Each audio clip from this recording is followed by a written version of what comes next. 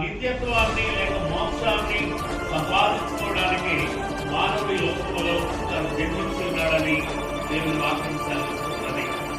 మానవ జీవితంలో కలిగి ఉన్నటువంటి పాపము లేక శాపములను బట్టి తన మానవుడు సర్వశక్తివంతుడైనటువంటి దేవుడు మన కొరకై సిద్ధపరిచినటువంటి తన మోక్షాన్ని స్వతంత్రించుకోవాలనేటువంటిది తన ప్రత్యేకముగా యేసుక్రీస్తు బోధించినటువంటి మార్గము.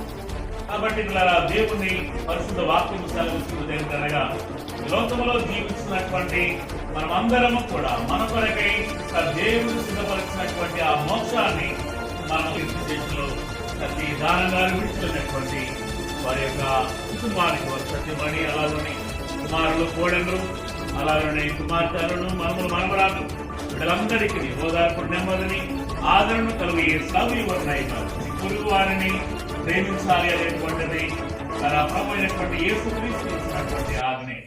మరి అంటే ఆజ్ఞను జ్ఞాపకం చేసుకుంటూ చలమరాజు గారు వారి కుటుంబం ప్రత్యేకముగా మధ్యాహ్న కాల సమయంలో మరి తరుణంలో వృద్ధులతో కలిసి ఈ రీతిగా వారిని ప్రేమిస్తూ ఈ మధ్యాహ్న కాల సమయంలో మరి స్థలమునందు వారిని ప్రేమించి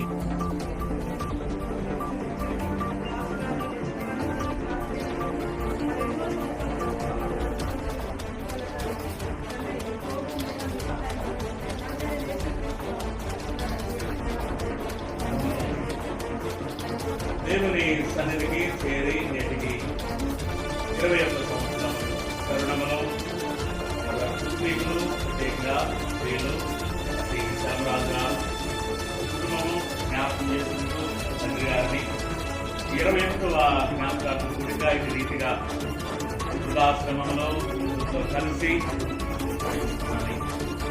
మీ హృదయములను కలవరపడనీయండి. దేవుని యందు విశ్వాసం ఉంచుతున్నారు, నా యందు విశ్వాసం ఉంచుడి. నేను